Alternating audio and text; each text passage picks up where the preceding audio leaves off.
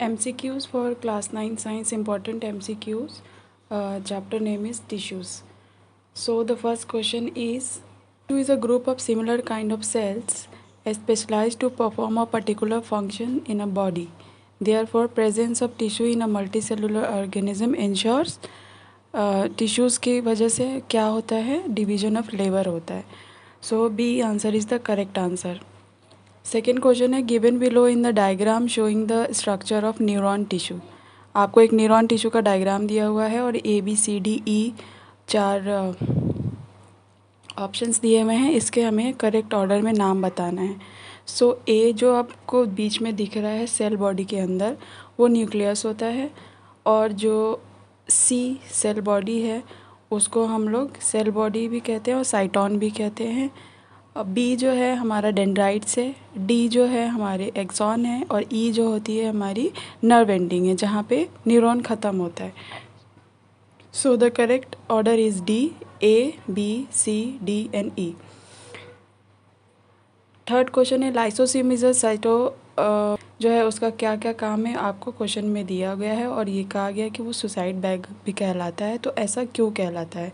Because it's enzyme digest the cell of itself. जब इसके sales जो होते हैं डेड हो जाते हैं तो इन लाइसोसोम्स के एंजाइम अपने खुद के सेल्स को भी खा जाते हैं, डाइजेस्ट कर जाते हैं. इसीलिए इनको सुसाइड बैग्स भी कहते हैं. फोर्थ क्वेश्चन है, while doing work and running you move your organs like hands, legs etcetera. Which among the following is correct. हम जब अपने कुछ भी काम करते हैं तो अपने बॉडी को मूव कराते हैं. तो इस बात के लिए कौन सा स्टेटमेंट सही है?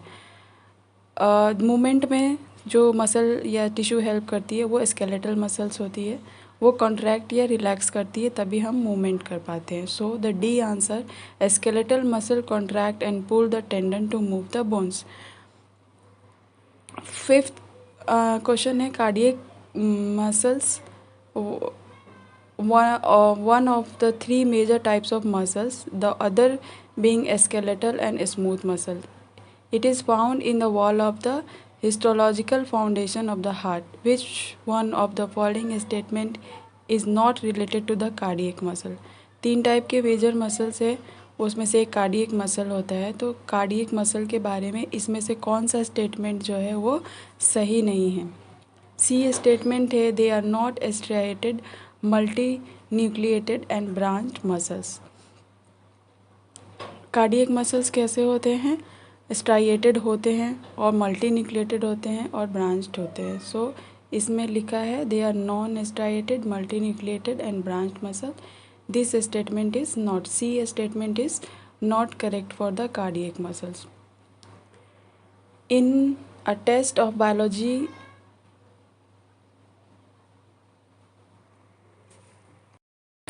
cardiac muscle is one of the 3 major type of muscles, the other being smooth and skeletal muscle.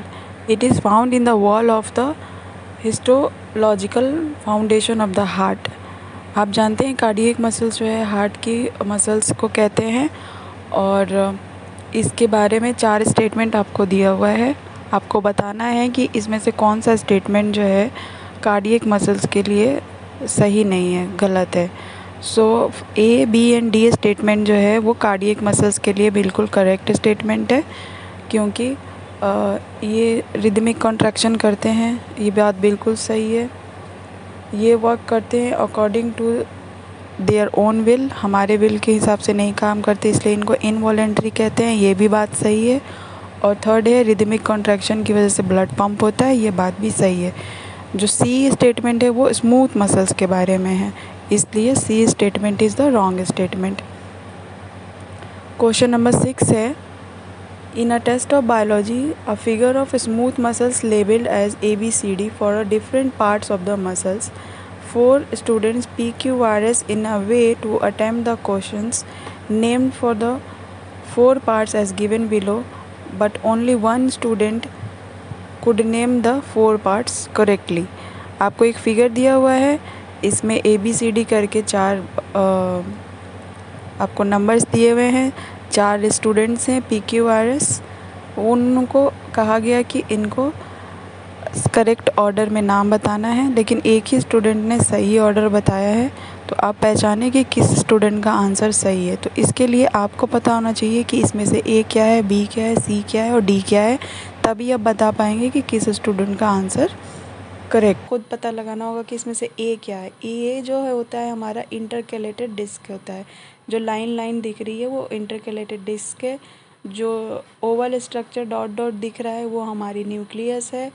जो सी दिख रहा है वो सारा हमारा सार्कोप्लाज्म है। और जो हमारा बी दिख रहा है वो हमारे क्या होते हैं, ब्रांच फाइबर्स होते हैं। तो ए बी सी डी का जो सही स्टेटमेंट है वो है बी वाला। बी जो है उसमें ए को लिखा हुआ है इंटरकैलेटेड डिस्क, वो बिल्कुल सही है। बी में लिखा है ब्रांच फाइबर्स, वो बिल्कुल सही है। सी इज़ द सार्कोप्लाज्म, ये बिल्कुल सही है। And D is the nucleus, ये बिल्कुल सही है। So B statement is the correct statement. Question number 7 है, which of the following statement is incorrect. 4 statement में से इनकरेक्ट स्टेटमेंट हमको पहचानना है।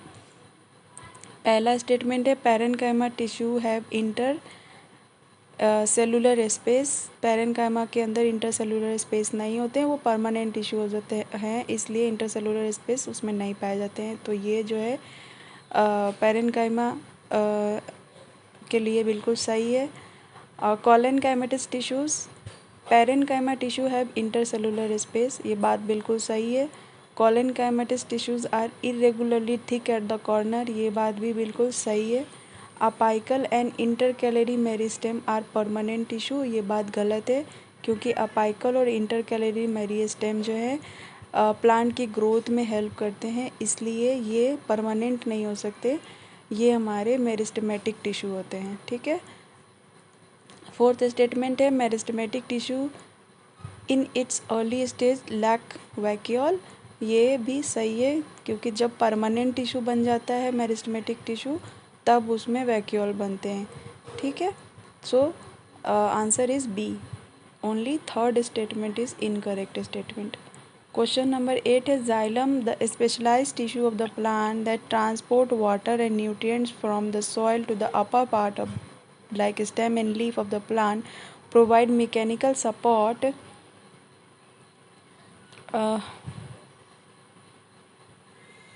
to them. It is composed of 4 different type of cell. Which of the following is one of the type found in the xylem tissue? इसमें 4 tissues दिए हुए हैं A B C D, आपको पहचानना है कि इसमें से जाइलम टिश्यू कौन सा है। तो ट्रेकिया, वेसल्स एंड हमारी जाइलम पैरेन्काइमा जो है ये तीनों फ्लोएम का पार्ट है। सीव ट्यूब जो है हमारा जाइलम टिश्यू है, इसलिए D statement is the correct statement. Question 9 है a person met with an accident in which 2 long bones of his hand were dislocated, which among the following be possible reason. Dislocation का मतलब होता है अपनी जगह से हड्डी का खिसक जाना, टूटना नहीं। तो आप जानते हैं बोन से बोन को कनेक्ट करने वाली जो टिश्यू होती है वो लिगामेंट होती है। अगर लिगामेंट ब्रेक होगा तो बोन्स अपनी जगह से हट जाएंगी, बोनी कनेक्शन हट जाएगा। सो बोन को बोन से कनेक्ट करने वाली कौन सी टिश्यू है, लिगामेंट टिश्यू। अगर ये ब्रेक होगा तो हमारा डिसलोकेशन होता है। So C statement is the correct statement. Question 10 है tiny pores are found on the surface of the leaf of the plant, these pores are called stomata, ये आपको पता ही है। These stomata support by kidney shaped guard cells, ये भी आपको पता है। Provide many vital function to the plant.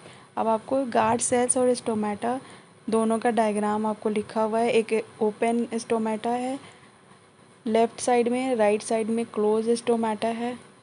Guard cell bean shaped के जो हैं वो दिख रहे हैं आपको, न्यूक्लियस दिख रहा है, साइटोप्लाज्म दिख रहा है, साइटोप्लास्ट और हमारी सेल वॉल दिख रही है। तो अब इस फिगर को देख के बताना है which of the following function is not serve by the stomata. Stomata के कौन सा इसमें से फंक्शन नहीं है। 4 स्टेटमेंट में से आपको पहचानना है। तो स्टोमेटा का फंक्शन आपको पता है, ये गैसेस एक्सचेंज में हेल्प करता है, वाटर के एवेपोरेशन मतलब वाटर को एवेपोरेशन या ट्रांसपीरेशन करने में हेल्प करता है, और ये प्रेशर क्रिएट करता है for the water to rise up by the process of transpiration. जब ट्रांसपीरेशन होता है तो एक पुल क्रिएट करता है स्टोमेटा पानी को ऊपर खींचने के लिए। तो ये तीनों स्टेटमेंट तो बिल्कुल सही है, फर्स्ट, सेकेंड एंड थर्ड।